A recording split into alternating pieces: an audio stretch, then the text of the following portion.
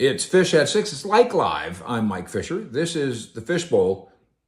That is the Star. And right down the street this week, the Cowboys conducted their home run derby, raising $145,000 for the Salvation Army. And a lot of times we'll do our top 10 takes here. This time, let's do top 10 quotes from Home Run Derby, and then we'll put our takes attached to those. We'll coattail our takes on the quotes. Get in, get on, be good. Of course, we read all your comments, even the insulting ones. And then Marcia comes to me and says, why do people have to pay? I don't know, sugar.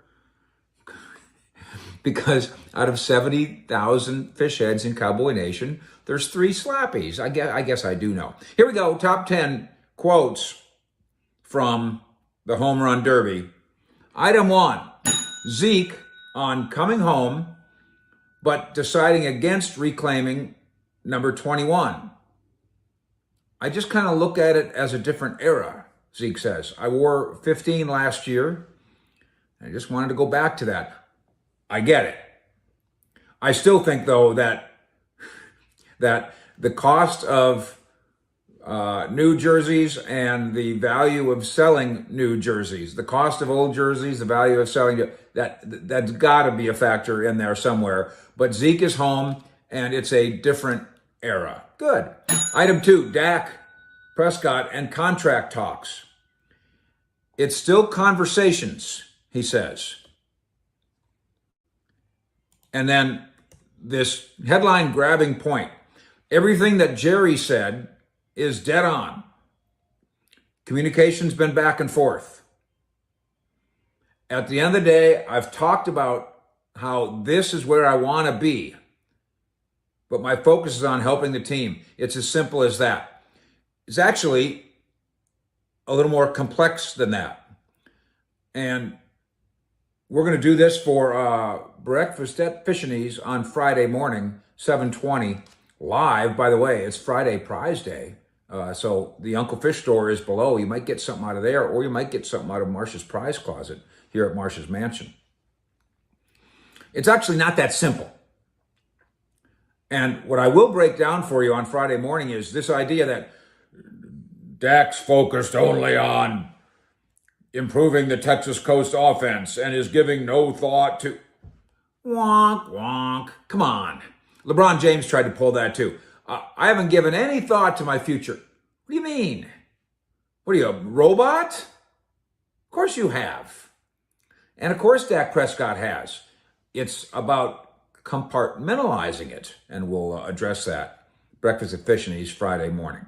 Item 3, Brandon Cooks on CeeDee Lamb. The contract and the credentials. Cooks, I hope he gets every single dollar he can and becomes the highest paid receiver, because he's the greatest receiver in the league, no doubt. He's a freak. Now, if Brandon Cooks was playing for the Vikings, he'd say that about Jefferson, of course. And maybe if he said it, played for the Eagles, he'd say it about A.J. Brown. And if he played in Cincinnati, maybe he'd say it about Chase or whatever. That doesn't make it less true. And if you review our program trying to talk about how, hey, you cross your fingers and you hope. The 92 Cowboys, we didn't know that they were going to be that good, and then by gosh, they were. Well, when we're going through the ways that this team could actually turn out to be good, the 2024 team, forget about Super Bowls for now. CeeDee Lamb's ability to be Michael Irvin-esque would be one of the reasons to have that hope. Item 4, Dak, also on Lamb, sitting out voluntary workouts. And again, keep in mind, we're all right here in Frisco. It's a bubble. So the Star's right there, the Fishbowl is right here, and not very far up the road is Dak's mansion. It's not quite as nice as Marcia's mansion, but it'll have to do. And in the backyard, there's a Dak yard. And even though CeeDee Lamb isn't directly working on stuff at the Star, that doesn't mean he ain't working. Here's Dak. Hey, there's the 6 bongs on the wall, or so. Quote, we're roommates all of July, so everything will be fine, says Dak. No worries. I know what he's doing. I know how he's preparing. I've got all the confidence in the way he's preparing and how he's doing it. And there's no argument there. There's nothing about CeeDee Lamb that suggests that he's missing workouts and not working out and eating bonbons. That ain't the way this is going to roll. Item 5, and quote number 5, Deron Bland on Trayvon Diggs and the knee rehab readiness. Now, here's what we're hearing. A lot of you have asked me about this. Trayvon Diggs, good for training camp. Now, we've seen it before where a guy's good for training camp and isn't quite the same, and so you do cross your fingers there. We got a lot of that. Not that every guy is the same, not that every knee is the same, but we've seen a lot of that where it takes a little time. Hopefully that won't be the case here because the Cowboys would love to have Diggs and Bland hit the ground running as starting stellar playmaking cornerbacks. Here's Bland on Diggs. A lot of people are not expecting what Trey's going to come back with. I know what Trey's going to come back with. It's going to be something dangerous. I can't wait. And neither can I.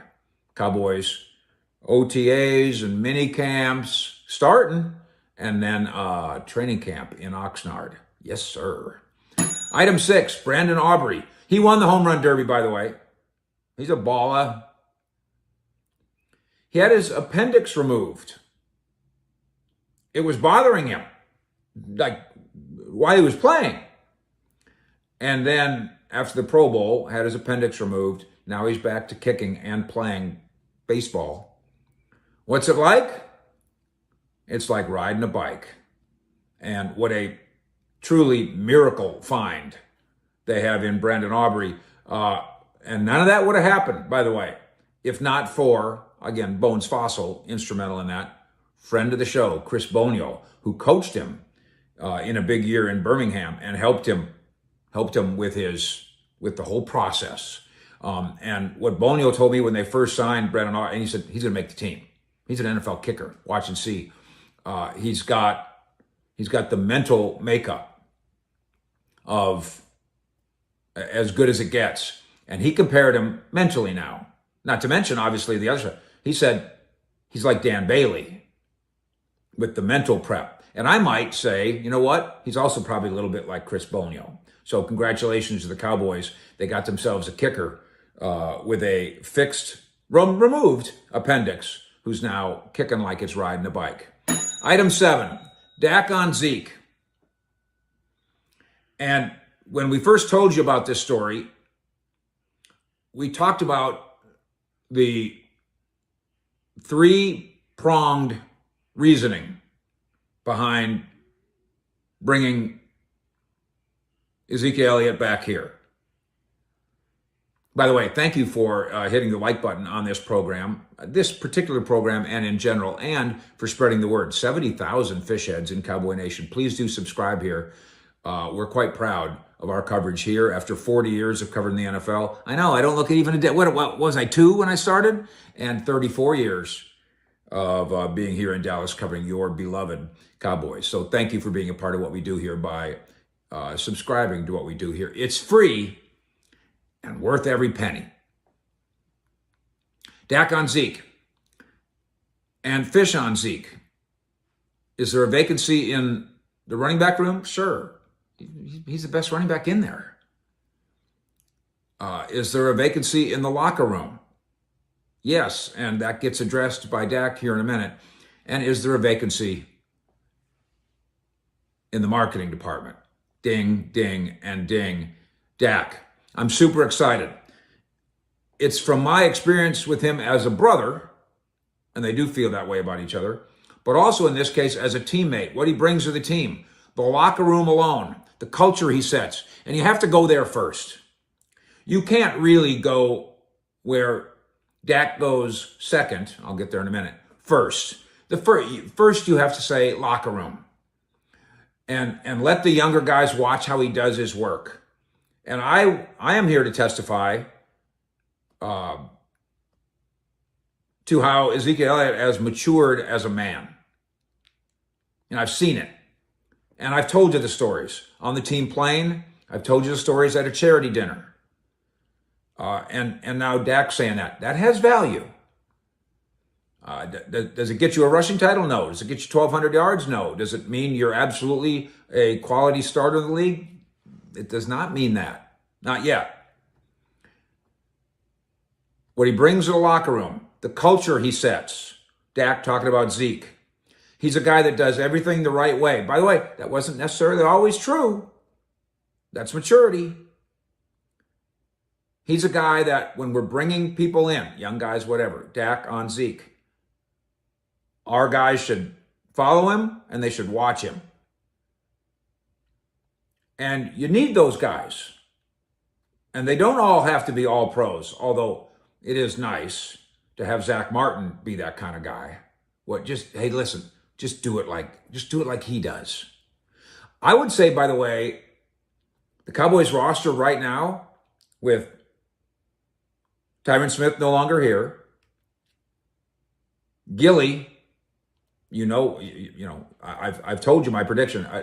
He's waiting for somebody to give him a 2-year deal, and it ain't going to be this team, the way I see it. Watch him how he does his work. Watch Tyron Smith how he does his work. Watch Jason Witten how he does his work. They've had those guys. Watch Travis Frederick how he does his work. They've had a number of those guys. Even though they kept the gang together in terms of what they thought were important guys, I'm going to suggest they're a little shy in that department of great players, and watch how they work. Terrence Steele, yes, watch how he does his work. Great player? Donovan Wilson, watch how he does his work? You bet. Greatness? A little shy of that. And then continuing this, Dak on Zeke the player. And I don't blame him for thinking it, and I don't blame him for saying it. I know the threat that he's going to provide. He's a big-time threat. I guess big time is different than big play, and threat is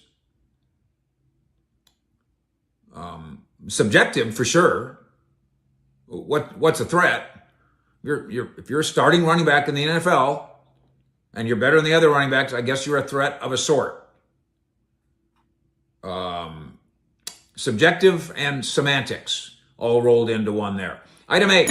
Here comes Eric Kendricks, new linebacker, reuniting with Coach Mike Zimmer. We told you at the time, by the way, that the reason that he signed on with the 49ers, or was going to, and then changed his mind, was he looked around and goes, I don't know if I'm going to get to play that much here. Then he looked at Dallas and said, I think I'm going to be the starting linebacker. And so whatever ups and downs I had with Zim, and he did. It wasn't always fun with Mike Zimmer, friend of the show. Kendricks addresses that. He said, Zim's going to be the same guy every day. He has a high standard of performance. He's strict, but he always says, take care of me, I'll take care of you. Kendricks says, I've talked to the other guys about Zim. It's a big difference between Zimmer and Quinn. Okay? Quinn, avuncular. He was your uncle. He was old Uncle Dan. And he motivated you, and he was smart, and he was a technician, but he was Uncle Dan. He was your friendly uncle. This is different. This is taskmaster. What have we said? There's 4 kinds of coaches, basically, in the NFL. Taskmaster, he's like a drill sergeant. Old Uncle Fish, he's avuncular. He's a lovable senior figure. The professor, he's a teacher. And the pal. Those are the 4. Cliff Kingsbury, when he was in Arizona, he was their pal.